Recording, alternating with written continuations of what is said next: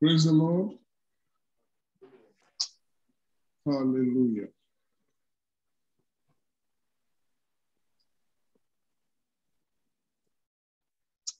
Thank you, Father. Good morning everywhere you are. It could be morning, it could be afternoon, and it could be in the evening, or at night for that matter. I greet everyone across the globe, and I thank God for giving you the grace and opportunity to join us in this morning's worship. This is the second Sunday of August, 2021, not 90, 2021. I thank God for your lives. I pray that the word of God will minister to you today. This ministry has a unique calling because of the people who have assembled in this church. It's not a big church by physical gathering in numbers, but it's a big church in ministry. Just as we are being reached today across the Facebook platform, the YouTube platform. You go on YouTube, you will see past messages in that place. I thank God for your life, and I thank God for those who have used the Facebook platform to honor and send good wishes and blessings and prayers to me on my birthday. I'm becoming an old man. You can see my grayed beard. The beard that started during the COVID lockdown, but it's now here, almost permanent, we don't know yet. But thank God, I thank you for honoring me. I thank you for remembering my birthday. I thank you for making time to send messages. I will make time to respond to each and every one of them. There are many, but I'll make time to respond to them. God bless you. I'm grateful. I appreciate you all because I know you appreciate me. May the Lord remember you when you're in celebration and every time for that matter. God bless you. Welcome to this service today. We want to quickly look into the topic of the church community. The church community, I don't think we can even do justice to it today because the church community is a very, very big and important topic, especially in today's church. Especially in today's church, because there's a huge, monumental confusion about who is the church, what is the church, where is the church, how do I know who the church is, where do I find the church, what makes the church, who qualifies to be part of the church. These are questions that we can't answer in a Sunday morning message. We will just take an introduction of who the church is or what the church is, so that there will be no confusion. For the Bible says the foundation of God is settled, for God knows those who are his. There is no confusion about the definition. On the definition, description, the content of what the church is. These are God's people, for the Bible says it is settled. You cannot change it because of changing culture.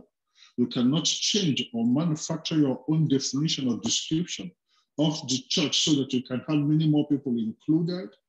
The church of God is not about inclusion. It's about who you are. It's about who you are. Amen. So when we say we are Christians, we are supposed to be part and members of the church. You need to understand what the church is in order to know whether you are part of the church indeed. Our claims and professions don't mean anything if they are not based or stood upon the foundation of the word of God. That is where it is settled. For the Bible says the word of God is settled in heaven. If you've been to heaven, then maybe you've gone there to change it and then come back. But if you haven't been to heaven, you cannot change it. You have not got access to go and change it. The foundation of God, the church of God, is settled. It is sure. Sure there means permanently settled, unchangeable, has not been changed, cannot be changed. Praise the Lord. The church community. Hallelujah. Our Bible reading is taken from Ephesians chapter 2. Ephesians chapter 2. Let our sister read for us this morning. Ephesians chapter 2. Ephesians chapter 2. And you he made alive, who were dead in trespasses and sins, in which you once walked according to the course of this world, according to the prince of the power of the air, the spirit who now works in the sons of disobedience, among whom also we all once conducted ourselves in the lust of our flesh, fulfilling the desires of the flesh and of the mind, and were by nature children of wrath, just as the others. But God, who is rich in mercy because of his great love with which he loved us, even when we were dead in trespasses, made us alive together with Christ. By grace you have been saved, and raised us up together and made us sit together in the heavenly places in Christ Jesus, that in the ages to come he might show the exceeding riches of his grace in his kindness towards us in Christ Jesus Christ. For by grace you have been saved, through faith, and that not of yourselves. It is the gift of God, not of works, lest anyone should boast. For we are his workmanship, created in Christ Jesus for good works, which God prepared beforehand that we should walk in them. Therefore remember that you, once Gentiles in the flesh, who are called uncircumcision by what is called the circumcision made in the flesh by hands, that at that time you were without Christ, being aliens from the commonwealth of Israel and strangers from the covenant of promise, having no hope and without God in the world. But now in Christ Jesus, you who once were far off have been brought near by the blood of Christ. For he himself is our peace, who has made both one and has broken down the middle wall of separation, having abolished in his flesh the enmity, that is, the law of commandments contained in ordinances, so as to create in himself one new man from the two, thus making peace, and that he might reconcile them both to God in one body through the cross, thereby putting to death the enmity. And he came and preached peace to you who were afar off and to those who were near. For through him we both have access by one Spirit to the Father. Now, therefore, you are no longer strangers and foreigners, but fellow citizens with the saints and members of the household of God, having been built on the foundation of the apostles and prophets, Jesus Christ himself being the chief cornerstone, in whom the whole building, being fitted together, grows into a holy temple in the Lord, in whom you also are being built together for a dwelling place of God in the Spirit. May the Lord bless the reading of his word. Amen. Amen. Hallelujah. Wonderful reading as usual. Thank you, Lord, for your faithfulness and the faithfulness of your children. Hallelujah. Our memory verse is taken from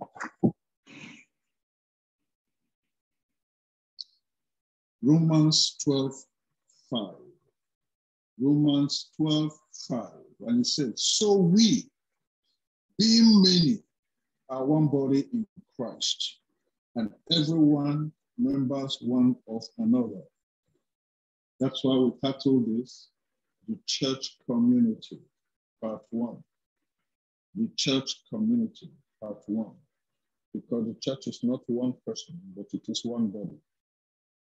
You know, when you come in the things of God, you speak of mysteries, you speak of languages that you have to piece together and decipher with understanding from the Holy Spirit, revelation, illumination of the Spirit to understand the things of God. When you talk of the body is many, but one. We talk of the Trinity, three in one. You see how the things of God go in the spiritual. The Bible says, so we, that's the body, the Christian community, the church community. So we, being many, are one body in Christ. And everyone members one of another. We are many, but we are one body in Christ. And you and I, who is part of that body, are members of each other. Just as you have hands, fingers, feet, legs, eyes, nose, your teeth, your ear, your brain, all the organs of your body. You are a whole institution, complete in yourself, that God has made. Do you know that your body, is a replica of the whole earth? You are a replica of the whole earth. The ecosystem, the balance. Just as the earth is made up of about 75% water, so also is your body made up of about 75% of water. We could go and begin to describe, but that is not the purview of this message today. How fully constituted and balanced that God has made you into. That is why God, the word of God talks about you as a temple, as a house, and as a stone or brick. So you can see how you are a brick with which God builds a spiritual house. And at the same time, you as a person is also a whole spiritual house, the dwelling place for God. And not only that, you are also the priest in that house. You are the brick that is supposed to be one part to chop in to help build. But what is being built? You're also that structure, spiritual house. As if that is not enough, you are also a priest, making spiritual sacrifices unto God. And that, hallelujah. We thank God for the revelation of His word, but that is for another time. Today, the church community is made up of the sons of God. I'm now trying to define and establish what the church community is so that you can understand whether you're part of it or not. And of course, you'll be able to decipher, discern when you meet a member of that church, your brother, your sister. The church of God is made up of the sons of God, which constitutes the body of Christ. The church of God is made up of the sons of God, which constitutes the body of Christ. In other words, the true body of Christ has to be made up or be constituted of the sons of God. If you are not a son to God, you cannot be a member of the body of Christ. And you cannot belong to the community, the church community. Praise the Lord. Somebody is being mischievous here. Hallelujah. That's a little distraction. I apologize for that. The church of God is made up of the sons of God, which constitute the body of Christ. And the body of Christ is made up of people who are in Christ. Who are in Christ. Hallelujah. The Bible tells us in 2 Corinthians 5:17. So, by what the Bible says, it is possible to be in Christ. The Bible says that if a man be in Christ, he is a new creature. All things are passed away. Behold, all things have become new. So for you to be part of the body of Christ, for you to be part of the community, the church community, you have to first of all be in Christ, a pre-qualification. And if you understand what that means, it means you have died to the flesh. You are a new creature that the world has not seen before until Christ came.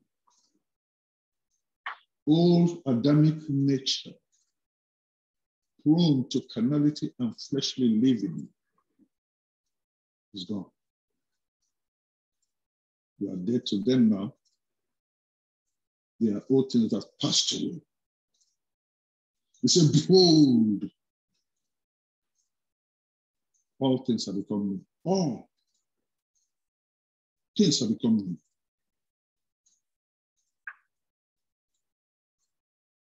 When Pontius Pilate was presenting Jesus Christ to the Pharisees to be crucified, where he was trying to hand him over to them, he declared something that has powerful, has very strong spiritual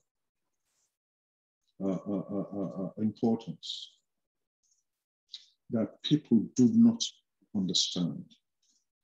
The people he spoke to did not understand it. He himself did not understand what he said, because at that time he spoke by the Spirit. Just like the chief priest those days said, it is better for one man to die for every other person. And the Bible says he spoke it, not knowing what he was saying, but he spoke it by the Spirit of God because of the position he occupied. He said it is better to crucify, to kill Jesus, to let one man die for the rest of the world. He didn't know what he was saying. He was envious of Jesus Christ, and from the bitterness and the wickedness of his heart, he came to speak, and not knowing that at that time God used him to speak to the world, speak truth and reality into the world. The same thing with Pontius Pilate. When he presented Jesus, he said, behold the man. The unlearned would think he was just talking about a human being, it's a male, so it's called a man. No. For the first time, an unbeliever spoke the heart of God. God said in the beginning, let us make man, not humans. Maybe some Bibles will now begin to rewrite and say, let us make humans. The first interpretation of man was not a mistake. Man, God in the flesh, ruling on earth. Let us make man in our image, as different from every other creation he made. So Pontius Pilate came and said, behold the man. He wasn't talking about Jesus Christ as being in the flesh of humanity. He was talking about Jesus Christ as the image of the Father who is in heaven. He was talking about Jesus Christ as God's original intent when he made man. Praise the Lord. So when you are in Christ, that is what you go back to. You go back to man. Being man is different from being human. Human is inferior, grossly and very, very inferior to man. There is nothing at the status of man on earth. And if you are a believer, you think, oh, we are all God's children, unbelievers, and everybody are God's children. You are wrong. You don't understand who you are. You are man, created after God's image in his likeness. The original intent of God's creation of man.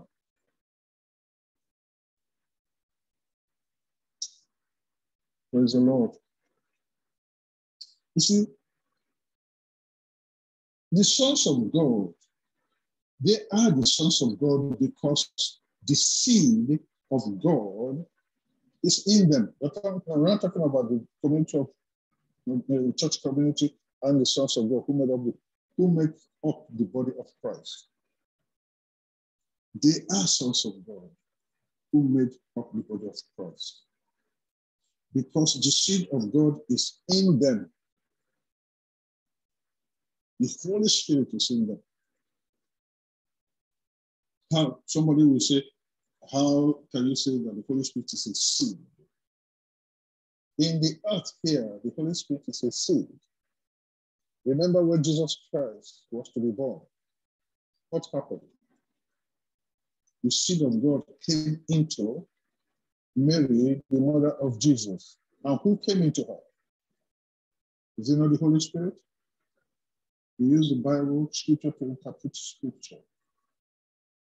And in the book of Romans, the book of 1 John chapter 3, the Bible spoke of the seed of God being in Christians. Hallelujah.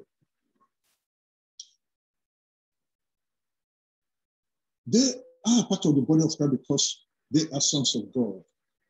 The seed of God was in them. 1 John 3:9. He said, whosoever is born of God doth not commit sin, for his seed remaineth in them. You know, the Holy Spirit cannot commit sin. But that is another topic. The seed of God is in them. That is why they are called the sons of God. For they are born of God. How do you know they are born of God? Because the seed of God is in them. That is 1 John 3:9. These people are born again. And that takes us back to 2 Corinthians 5:17. If you are in Christ Jesus, you are a new creature. If you are born again, you are a new creature, not the old one. Amen. Hallelujah. They are born again, for the Bible says in John 1:12 and 13. John chapter 1, verses 12 and 13. But as many as received him, to them gave he power to become the sons of God, even to them that believe on his name, which are born not of blood, nor of the will of the flesh, not of the will of man, but of God. He gave them power because they believed. And they were born not of blood, not of the will of man, nor of the flesh, not of blood, not of the will of man, not of the flesh, but of God. Those are the people who constitute the body of Christ. Okay, God, these people are the called of God. the call of God from humanity to man. And the Bible said that call was made at the foundation of the world, before the world began. God has already chosen and called. We are called the elect of God. If you are not called at the foundation of the world as the elect of God, there's nothing you can do to be born again. There is nothing you can do to be able to receive Jesus Christ. Because those who will receive Jesus Christ have been appointed and elected by God before the foundation of the world.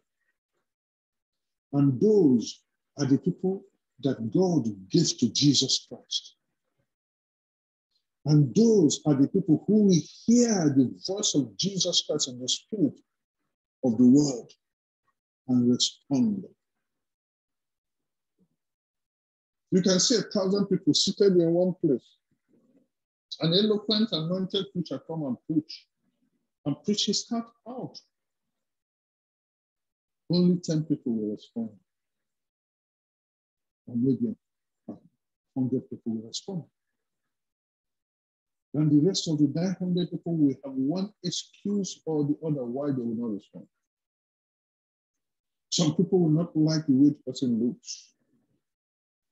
Some people will say the person is short, or too thin, or too fat, or he's not an eloquent speaker.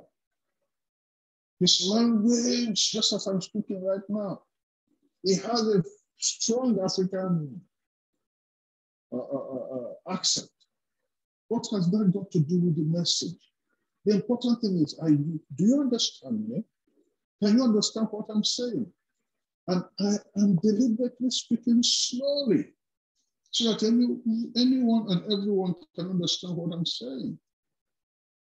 My accent may distort some of the words that I speak because that accent prevents you from actually understanding and knowing exactly what I'm saying. But the truth is that it does not stop you from doing business in the world with people with accents. You may say my English usage, my grammar is not up to par. But you do business with people who hardly speak English. So these are all excuses. But those who are not chosen from the foundation of the world will always find an excuse why they will not accept Christ. Because it's not their portion. The Bible calls it being appointed unto salvation. If you're not appointed unto salvation, it is not for you.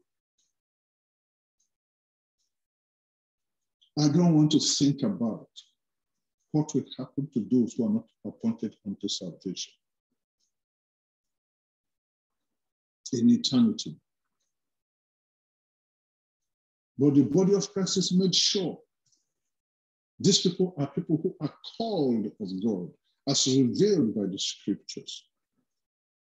1 Corinthians 1, 2. Please, you could look up that for us as well. And 1 Corinthians 1, 9. 1 Corinthians 1, verse 2. And 1 Corinthians 1, verse 9. Hallelujah. 1 Corinthians 1, 2. To the church of God, which is at Corinth, to those who are sanctified in Christ Jesus, called to be saints, with all who in every place call on the name of Jesus Christ our Lord, both theirs and ours. Verse 9, God is faithful, by whom you were called into the fellowship of his Son, Jesus Christ our Lord. Amen. Amen. You can see in both cases, you are called by God to be saint, to share in the inheritance of saints. You are called, that's why you are able to call upon the name of Jesus Christ and believe. Amen? Okay, let me just go quickly. And the Bible says of these people that are called, And we know that all things work together for good to them that love God, to them who are the called according to his purpose. Romans 8:28. All things work together for you. That is why whenever I see people who say they are Christians, and they are very anxious, when the Lord already said, be anxious for nothing. You are covered. For he who promised will perform it. He said, all things work together for good. For those who love God. We cannot love God except he gives you his love in your heart. Romans 5:5. For the Bible said that it is God that shed his love abroad in our heart. It is God that put his love in our heart so that we can love him and respond to him. So these people here, when you are called, all things work together for good. Even when what you are experiencing shortly or presently is so painful, it's not what you can consider the blessings of God.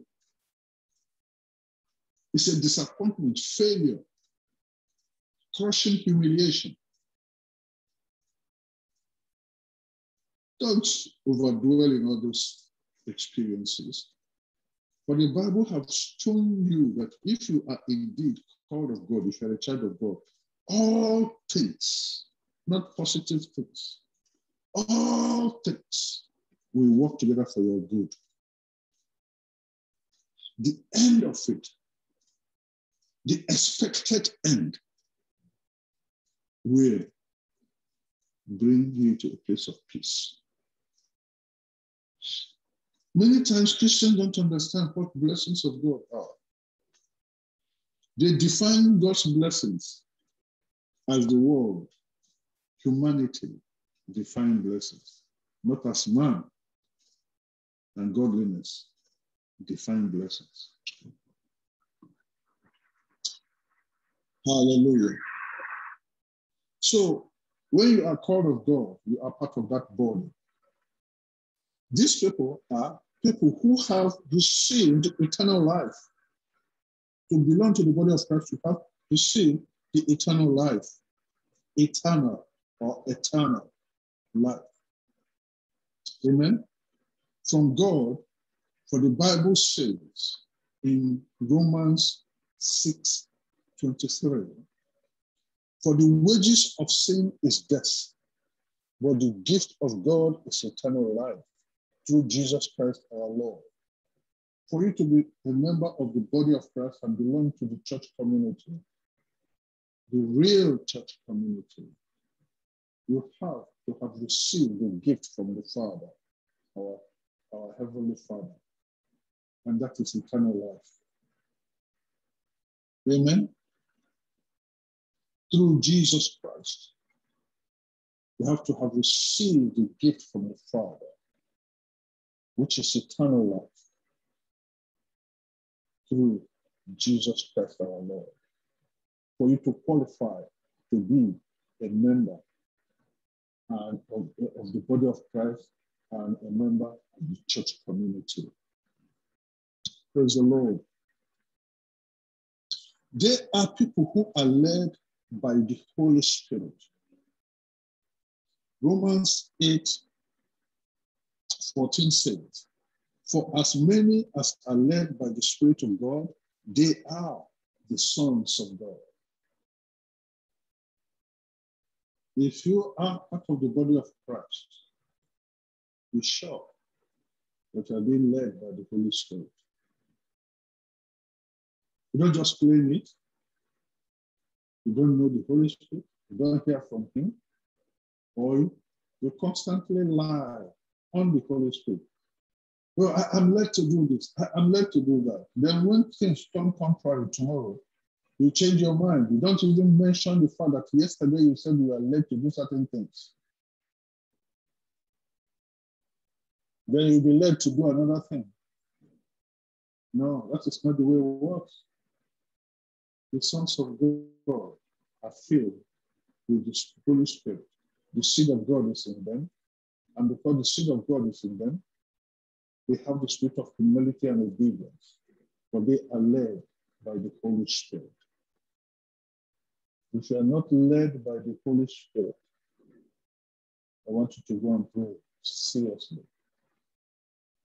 Perchance, you have been elected by God at the foundation of the world, and He will open your spirit to receive the Spirit of the Son. Hallelujah. These people's sins have been remitted. They believe and put their faith and trust in Jesus Christ. John 3:16 says, "For God so loved the world that He gave His only begotten Son, that whosoever believeth in Him should not perish but have everlasting life." Three things like that. For you to belong to the body of Christ, to the true church of Jesus Christ, you have to believe. You have to have faith in Him. And if you believe in Him and have faith in Him, you have passed from mortality to immortality. You have eternal life. You will never die again in the Spirit.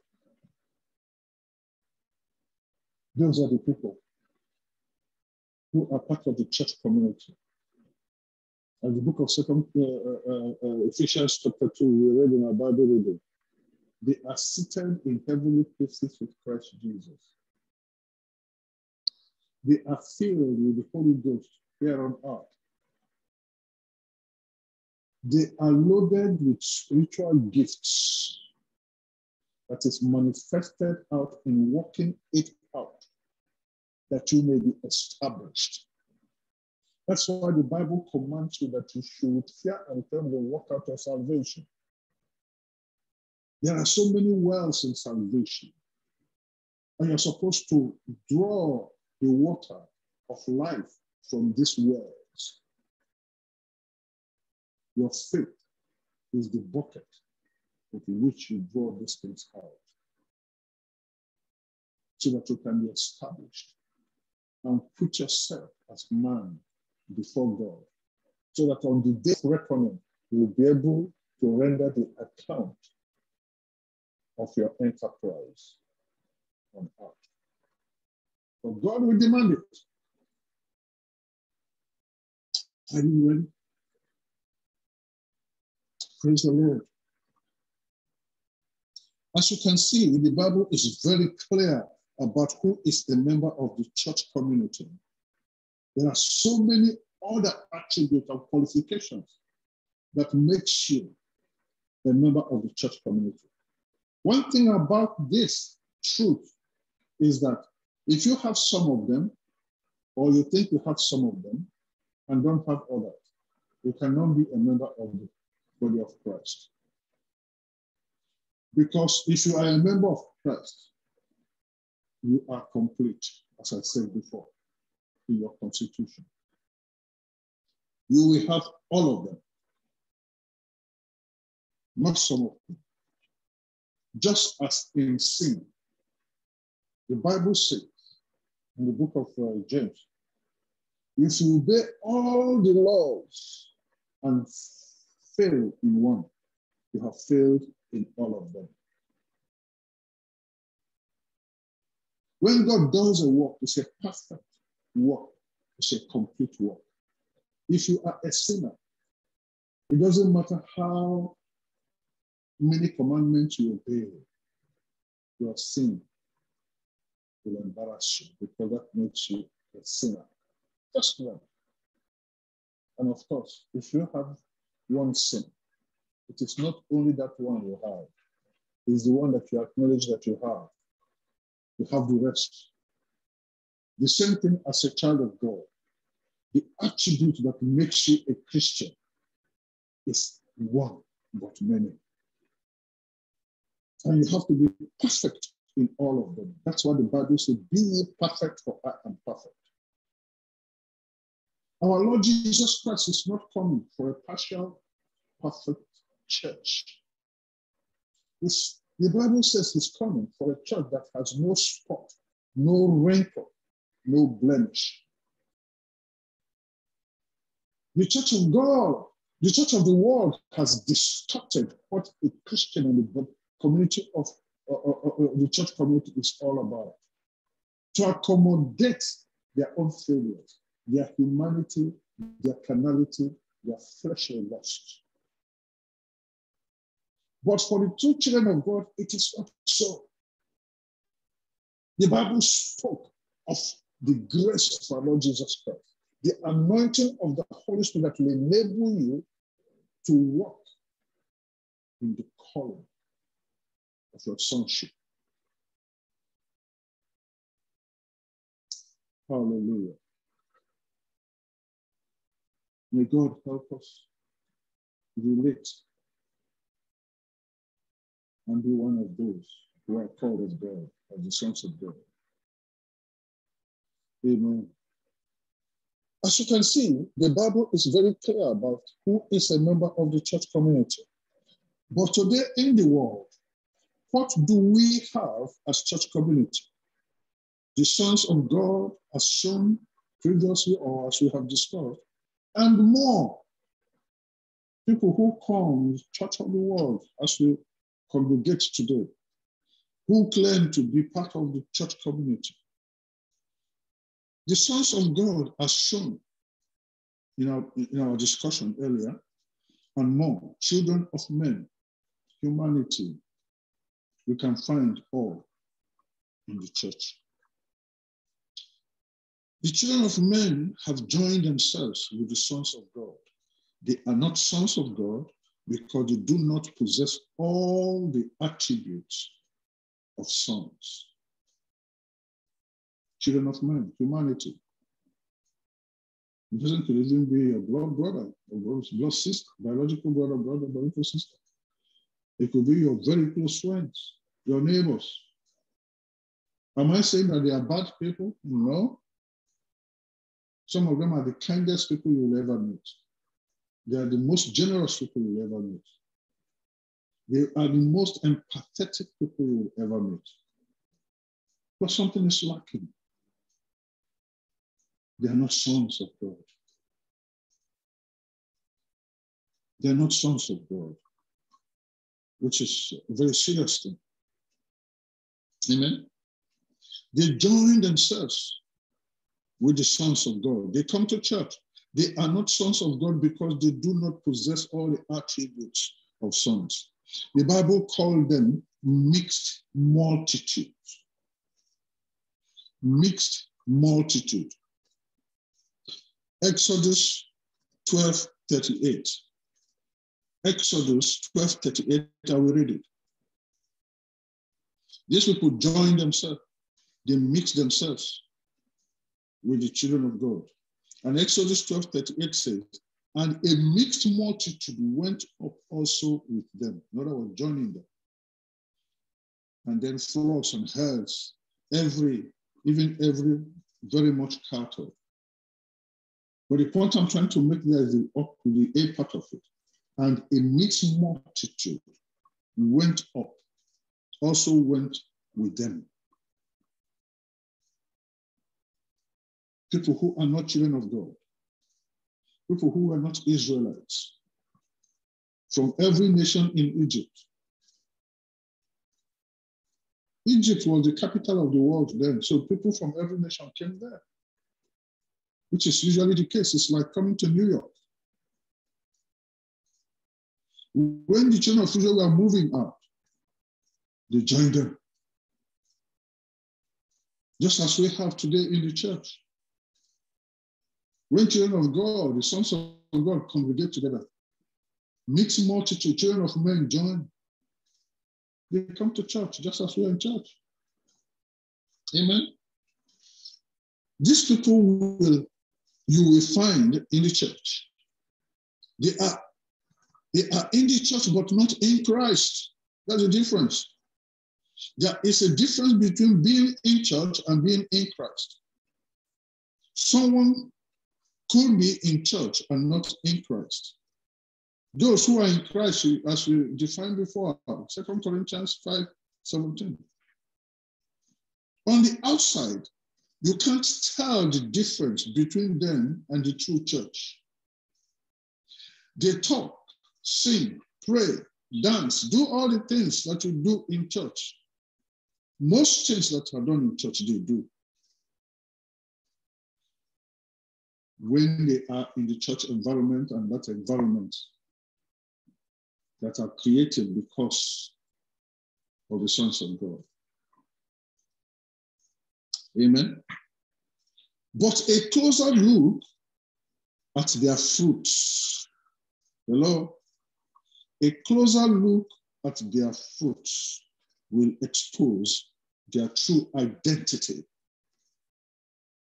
This mixed multitude, in a short while, they are like clones of real Christians. Everything is like they're saying the right things. They will pray highfalutin prayers. They will outdo you in so many things. But they are those who call Christ Christ with their mouths, but Christ is far away from their hearts. They are not sons. They can't even help themselves because the seed of God is not in them.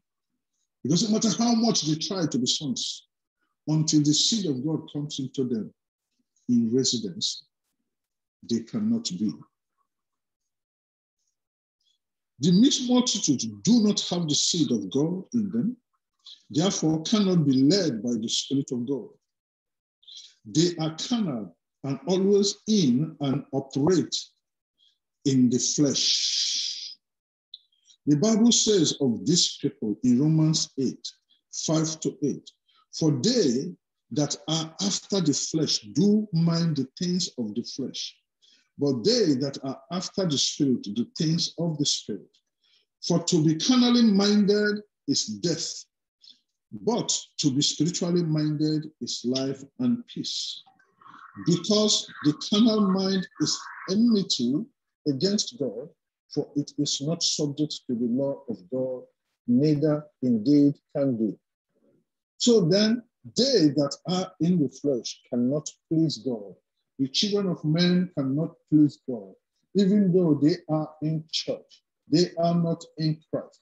They are not led by the Spirit of God because the seed of God is not in them.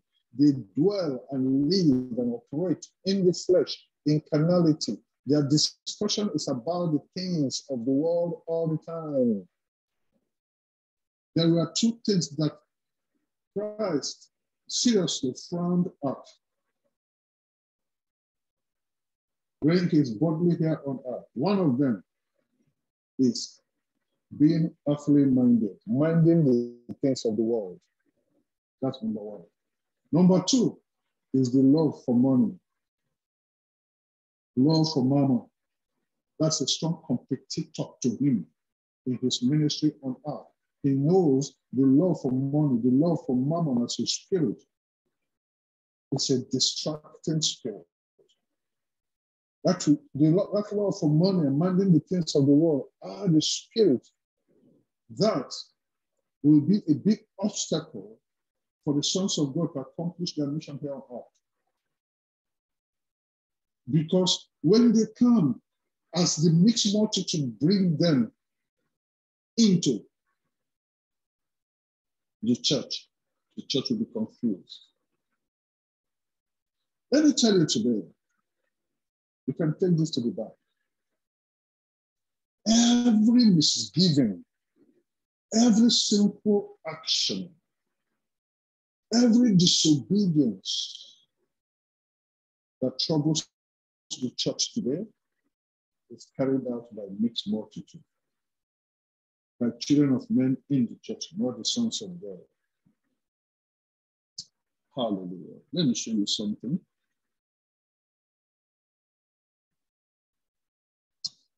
Hallelujah.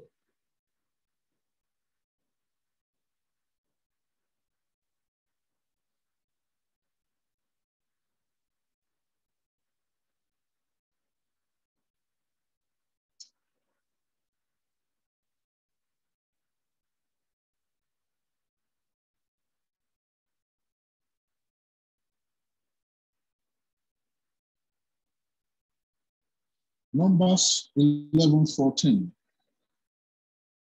Numbers 11:14. Please read it for us.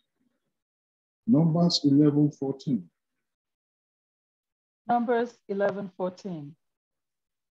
I am not able to bear all these people alone because the burden is too heavy for me. So, hold on. Maybe I got it wrong. Hold on.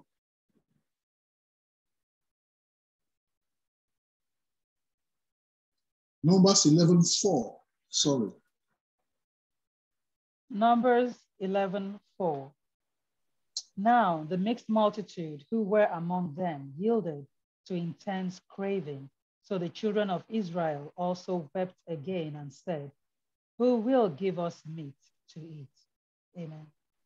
You see, even in the wilderness and during the journey from captivity to freedom, from Egypt to Canaan, to the promised land, the mixed multitude that joined them to escape the destruction of Egypt were the people who instigated lust, carnality, and craving of the flesh. And whenever they do these things, they bring confusion in the church, in the body, and the saints will join them. The same thing is happening today in the church. You see adultery, you see fornication, you see slander, you see envy, you see jealousy, you see backbiting, you see hatred, you see conniving, you see all the things that should not be in the body of Christ because of sanctification by the Holy Spirit of God existing in the church. Existing in the earthly church. Why? Because of the children of men, the mixed multitude that joined and polluted the body of Christ. I keep saying it, that it's nothing wrong with the church of Jesus Christ, but there's plenty wrong with the church of the world. The church of Jesus Christ is perfect.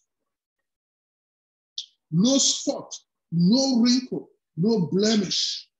Because the church of Jesus Christ is constituted of people who are led by the Holy Spirit. And the Holy Spirit will never lead you into contradicting the word of God.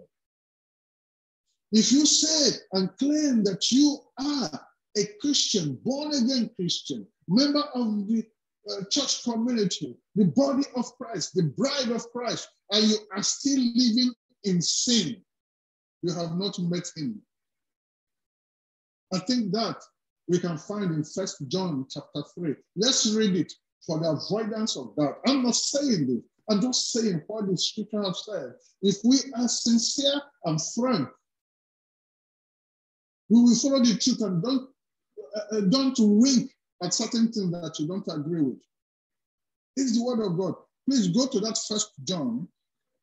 I'm about to finish. 1 John chapter 3. Behold, what manner of love the Father has bestowed on us. Not even that. You have to go, because of time, we want to go down. Sorry. Verse 4. No, start from around verse 7. Little children, let no one deceive you. He who practices righteousness is righteous, just as he is righteous. He who sins is of the devil, for the devil has sinned from the beginning. For this purpose the Son of God was manifested, that he might destroy the works of the devil. Whoever has been born of God does not sin, for his seed remains in him, and he cannot sin, because he has been born of God. In this, the children of God and the children of the devil are manifest. Whoever does... Go ahead.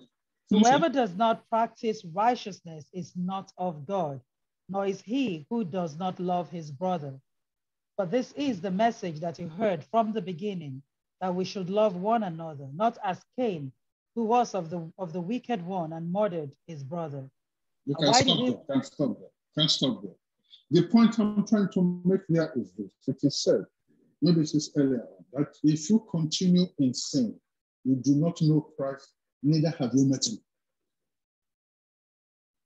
So if anybody tells you it is impossible to live holy and righteously on earth here, that is the voice of the devil speaking through the children of men to you.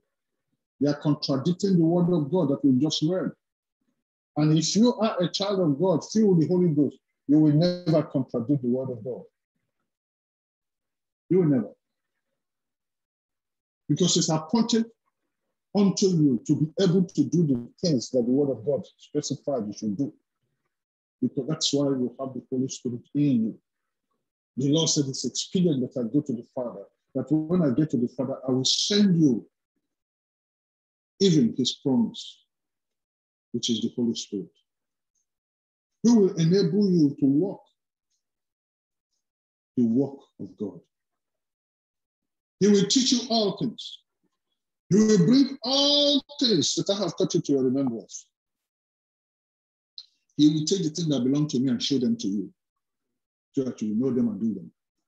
And he will be with you to the very end. Holy Spirit will not come to you today and depart from you tomorrow.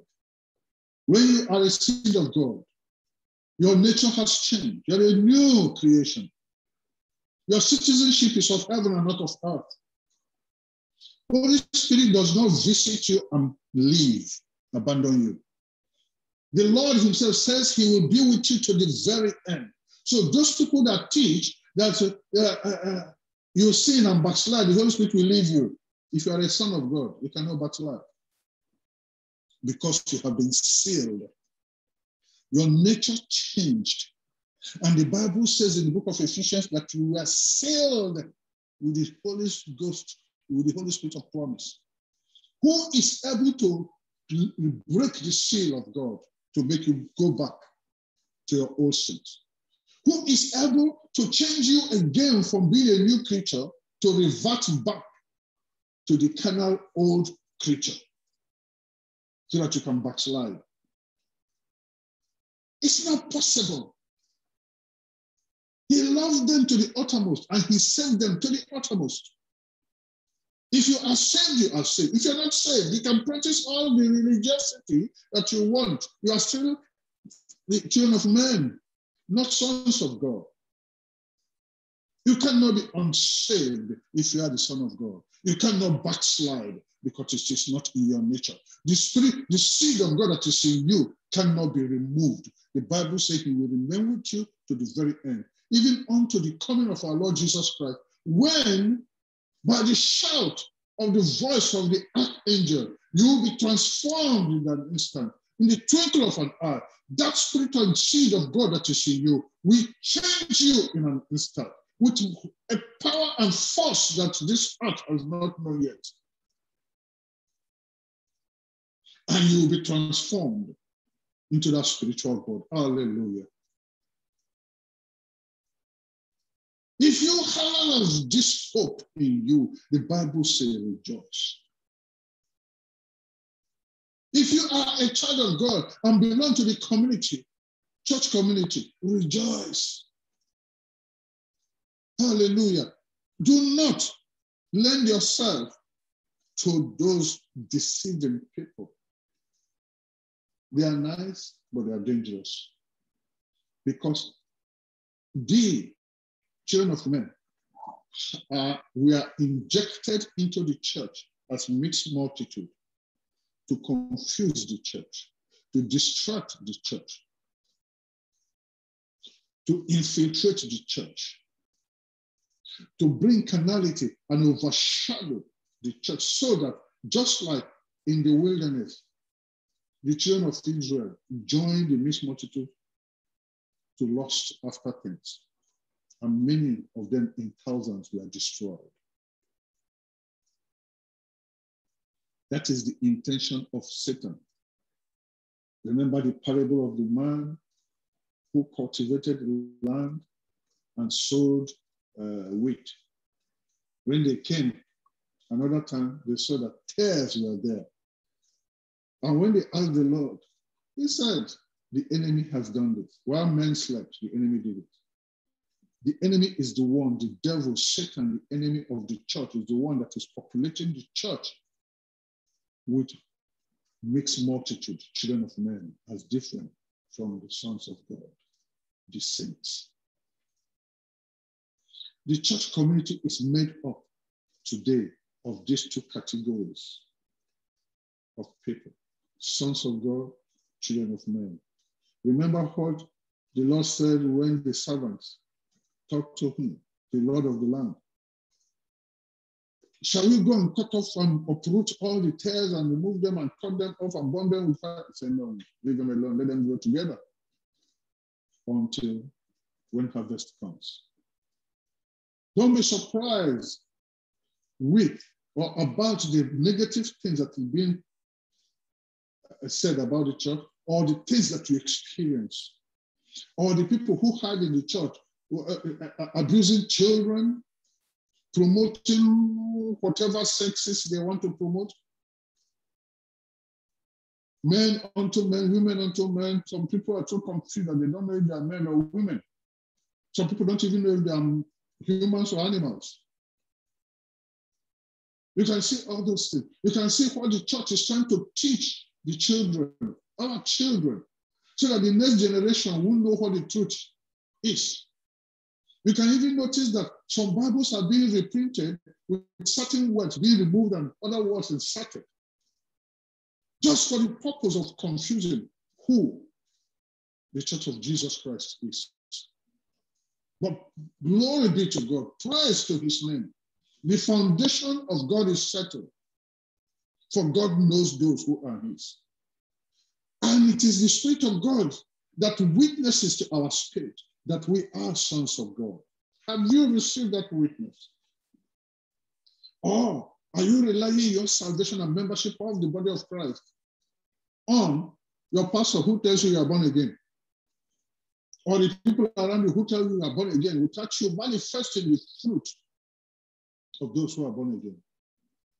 You cannot tell by sight the difference between the body of Christ and the mixed multitude.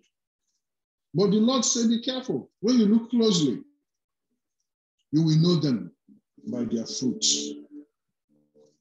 In public, they are nice. Except these days, they are bringing practices because they are being emboldened by their sheer number, outnumbering the sons of God. So they can introduce certain things and celebrate it by themselves and accept it by themselves. So they bring those things, but those things are not of God. The Bible has taught us what the attributes are. That is why they're trying to change the Bible by rewriting it. But the Holy Spirit cannot be faked. For he who is in you is greater than he who is in the world. The church community is a powerful thing. Cannot be contradicted. You can do your own thing and claim your own thing, but on the day of reckoning, the truth will be made manifest. Undoubtedly. Hallelujah. I think I should stop there. I wanted to talk about the ministry and the significance of the community, the church community, but that will be for another time. Today, I want you to examine yourself. Are you a member of that community? Or are you one of those mixed multitudes who are in church but not in Christ? There's no benefit whatsoever being in church and not being in Christ. You should be in Christ and in church, not being in church and not being in Christ. You have to receive Jesus Christ.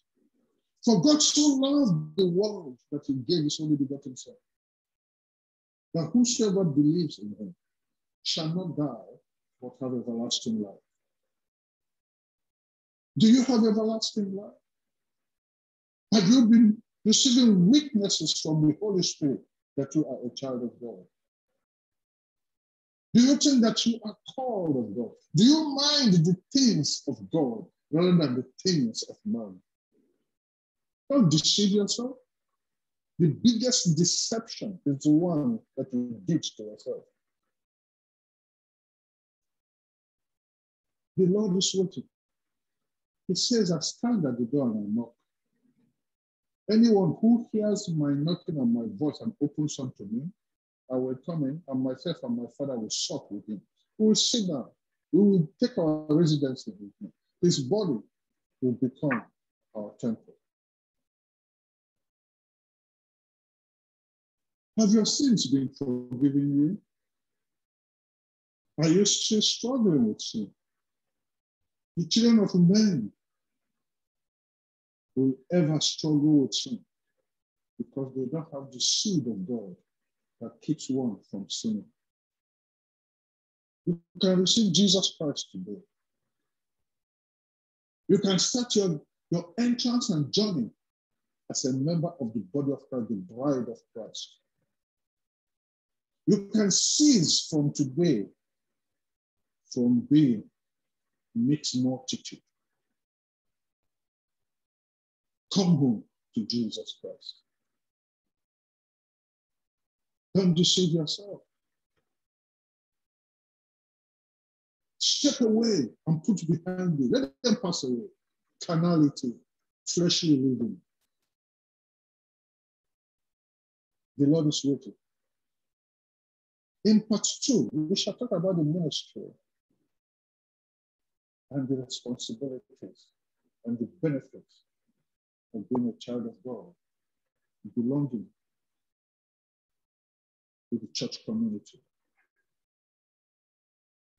If you want to receive Jesus Christ today and start this journey that will usher you into the heart of God and the house of God, you can ask Jesus Christ to come into your life today. Declare to him, I've been pretending all this while. I have sinned and I'm still sinning. I repent and confess the sins. Forgive me, Father. Take away my sins and wash me in the blood of Jesus. For from this day I believe that he is the Son of God. He died for my sin. He paid for my sin.